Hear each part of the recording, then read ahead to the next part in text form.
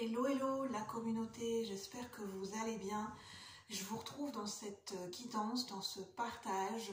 Donc déjà, désolée, j'ai pas beaucoup de luminosité. Voilà, on est en période d'automne.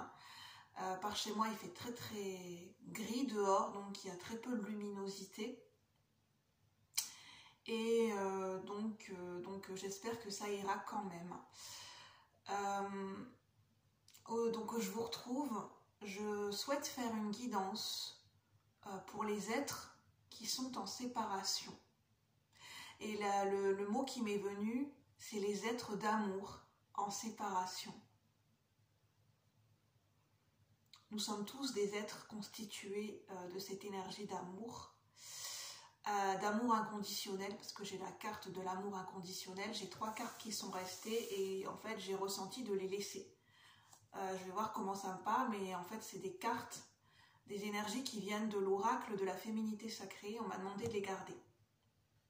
Enfin, j'ai ressenti un appel à les garder. En tout cas, j'espère que vous allez bien. Je vais me poser. Je vais quand même faire une petite introduction par rapport à ce sujet. Le thème des énergies sentimentales, c'est pas un sujet sur lequel je suis très à l'aise, pour ainsi dire. Pourquoi ?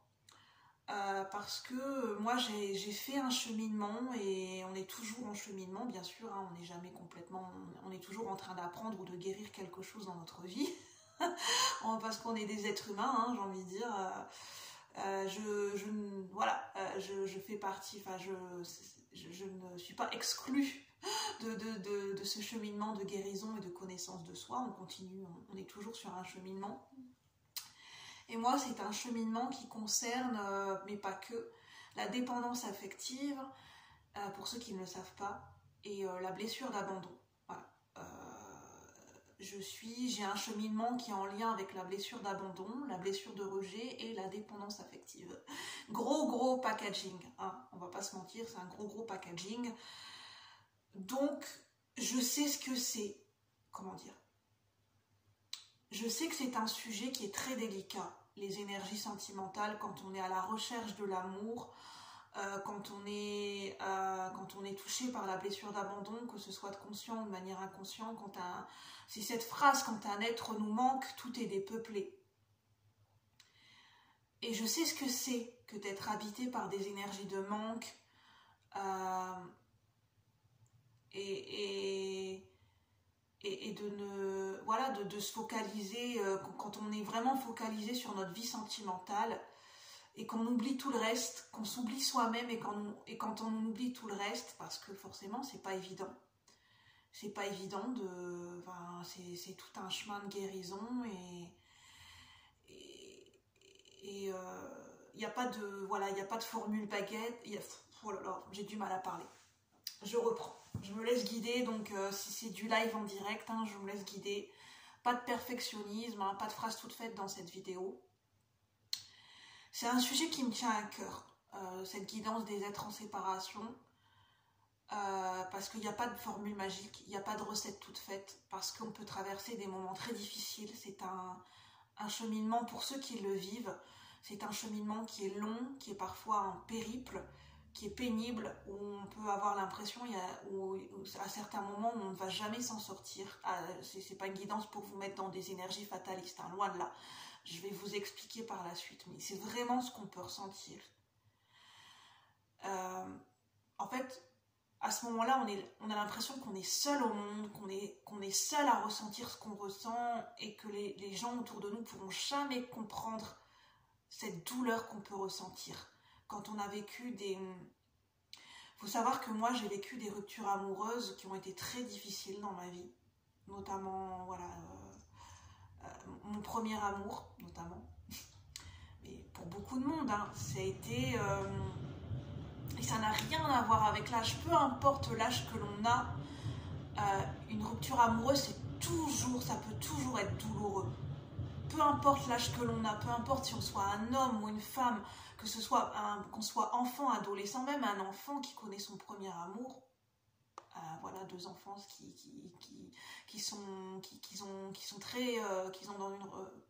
très très proches affectivement, quand il y en a un des deux qui prend ses distances ou qui, par exemple, qui déménage et qu'on sait qu'on ne reverra plus jamais cette personne, que ce soit pour un enfant, pour un adolescent, pour une personne adulte, c'est toujours très difficile parce qu'on se demande, on se projette l'après, comment sera l'après, de vivre seul sans cette personne. Et c'est tout un cheminement. Et c'est pour ça que c'est une guidance qui me tient à cœur. Parce que il n'y a pas de recette toute faite, il n'y a pas de baguette magique, on ne peut pas effacer nos blessures d'un coup de baguette magique, on ne peut pas faire un deuil, enfin, c'est quelque chose qui se vit, qui s'expérimente, qui se ressent dans nos émotions et dans notre cœur, dans notre corps, et même les moments difficiles, c'est ça que j'ai envie de dire, tout est juste. Même les moments les plus difficiles qu'on vit à travers une rupture amoureuse, à travers, même si on est en couple, même pour les gens qui sont en couple, quand on vit des étapes, des moments difficiles, des obstacles, des défis, tout est juste. Parce qu'on est là pour expérimenter sur Terre et que toutes les émotions ont leur importance. La tristesse, la colère, l'impuissance, le chagrin, le sentiment de honte, la culpabilité, toutes ces émotions sont justes, elles ont toutes leur importance. Il n'y a pas une émotion qui est plus importante qu'une autre, ou il n'y a pas une émotion qui est supérieure à une autre. C'est ce qui fait en fait l'unicité d'un cheminement en fait au niveau sentimental, au niveau d'une relation, que ce soit une relation de lien d'âme, une relation amoureuse, peu importe comment vous la nommez. Parce qu'en fait, c'est propre à chacun, c'est intime, c'est comment on le vit, comment on le ressent, comment on le perçoit, à un instant T. À un instant T. Et pour vous dire que moi, j'ai eu des moments très difficiles. Parce que pour l'être humain, vivre une séparation, c'est difficile. Parce que ça vient toucher un petit peu à, si vous voulez, au niveau inconscient. Ah ça, ce n'est que mon avis personnel, mais c'est ce que je ressens au niveau inconscient, au niveau des émotions. C'est comme si on revivait une séparation dans le ventre de notre mère. Quand on est un fœtus, quand on est un bébé dans le ventre de notre mère, on se sent protégé, on se sent aimé. Et il peut y avoir de la douleur au moment de l'accouchement parce qu'on vit comme une séparation avec la matrice, avec le cocon, avec la matrice à l'intérieur du ventre de la maman. Et quand en fait, c'est ce qui peut se rejouer dans des ruptures amoureuses. Et c'est pour ça c'est tellement difficile parce que c'est un lien d'attachement qui est tellement puissant qu'on ressent la douleur de cet attachement. C'est autant... En fait, il y a autant de magie et de beauté et d'amour dans la notion d'attachement que autant c'est douloureux et autant il peut y avoir cette notion d'emprise inconsciente derrière.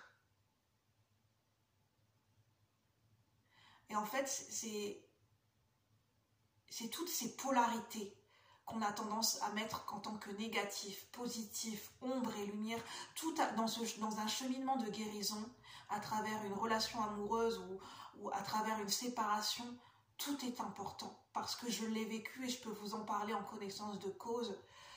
J'ai eu des moments où, quand on vit un manque, quand on traverse le deuil, j'en ai déjà parlé dans une vidéo, moi ce qui m'a aidé c'est ma foi, c'est ma spiritualité. Et c'est grâce à ces ruptures amoureuses, j'ai vécu des relations karmiques très intenses au niveau amoureux. Et en fait, c'est un cadeau. Ça a été très difficile, mais aujourd'hui, avec le recul, même si j'ai encore du chemin à faire, c'est un cadeau. Parce que ça m'a permis de me réconcilier. Je suis grâce à cela, sur ce chemin de réconciliation avec moi-même. C'est une ouverture, un cadeau que l'on se fait à soi-même en fait. Parce que les ruptures amoureuses, c'est ce qui nous permet de se reconnecter au vrai sens de la vie. Parce qu'on se rend compte, en fait, on commence à réfléchir, mais quel est le sens de ma vie en fait? quand un être nous manque, tout est dépeuplé. Et c'est là qu'on se reconnecte au caractère précieux de la vie, au caractère précieux de la vie qui nous habite en nous. Mais ça, c'est inconscient. Au départ, en fait, on n'a pas les mots et ça prend du temps pour arriver à notre conscience. C'est déjà ça que j'avais envie de vous partager. C'est aussi un message pour moi-même parce que je suis aussi en chemin. Et j'avais envie de déculpabiliser parce que des fois, quand on se sent habité par nos blessures, quand on a des blessures qui remontent, quand on a des souvenirs du passé qui remontent, et quand on n'arrive pas à oublier une personne, on peut se culpabiliser. Mais tout est juste en fait. Pourquoi on se culpabiliserait de ne pas réussir à oublier une personne? C'est pas quelque chose qui se force, c'est quelque chose qui se ressent avec les émotions, avec le cœur, et c'est un cheminement qui a son importance, et c'est le fait de cheminer et d'expérimenter, et en fait c'est notre ego qui pense que pourquoi j'en suis encore là. On a l'impression que mais ça je sais pas comment l'expliquer. Avec notre ego, notre ego, il a envie de contrôler, de maîtriser les choses, et il a sa propre idée de ce que c'est un deuil. Mais en fait, un deuil, c'est quelque chose qui se vit et se ressent. Et on ne peut pas poser une étiquette sur un deuil parce qu'on vit tous un deuil de manière propre à chacun, de manière intime. Quelqu'un qui vit une rupture amoureuse ne la vivra pas de la même façon que quelqu'un d'autre. C'est pour ça que c'est bien de demander des conseils à votre entourage, à vos amis, mais dites-vous bien qu'ils vont vous projeter, inconsciemment, hein, ils vont vous projeter leur vécu à eux, et leur vécu ne sera jamais le même que votre vécu à vous, et qu'à un moment donné, la réponse se trouve en nous, même si c'est difficile à l'accepter, parce que ça peut paraître tellement bateau, mais croyez-moi que c'est vrai, la réponse se trouve en nous. Quand on se reconnecte à nous-mêmes, à nos émotions, à notre propre chemin, à notre propre vérité intérieure, à notre propre destinée. C'est quand on fait ce cheminement, en fait c'est ce cheminement d'aller à la rencontre de soi-même. En parallèle d'un cheminement lié à un lien amoureux, on fait se reconnecter des parts de nous-mêmes à l'intérieur de nous-mêmes.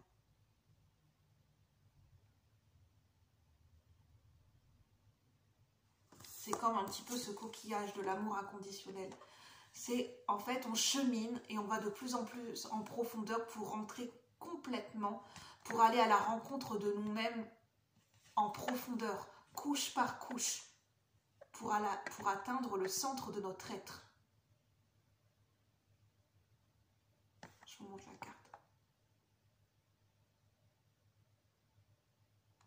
Alors je me laisse guider, hein. Je ne ressens pas l'énergie de vous faire une guidance en tirant les cartes. Pourquoi? Parce que je trouve qu'il n'y a rien de plus nourrissant et de plus riche que de partager son vécu et ses expériences pour aider d'autres personnes. Les tirages de cartes, et j'ose le dire, hein, j'adore tirer les cartes, c'est ma passion, et bien sûr qu'il y a beaucoup de richesse dans les messages grâce aux cartes, mais ne pas oublier que les tirages de cartes, c'est un support. C'est un support pour se connecter à notre intuition. Et le meilleur support que l'on peut avoir pour nous guider dans la vie, pour nous guider nous-mêmes, c'est vos propres expériences. Reliez-vous à vos passés, à votre passé, à vos leçons, à ce que vous avez appris de votre passé. C'est ça votre plus grande force et votre plus grande ressource, c'est ce que vous avez pu retirer de votre passé. C'est la force intérieure que vous avez pu en retirer. C'est ça qui fait votre passé. On a tendance à mettre une étiquette sur notre passé, à avoir honte des fois de notre vécu. Mais notre vécu, c'est notre plus grande force. Et c'est ce qui fait que nous sommes devenus la personne que nous sommes aujourd'hui. C'est grâce à notre passé, grâce à nos expériences, qu'on est la personne qu'on est devenue aujourd'hui. Sans ce passé, sans cette histoire, nous ne serions pas là aujourd'hui, nous ne serions pas la personne que nous sommes aujourd'hui, avec nos forces et nos faiblesses. Mais c'est ce qui fait que nous sommes nous, uniques à notre façon.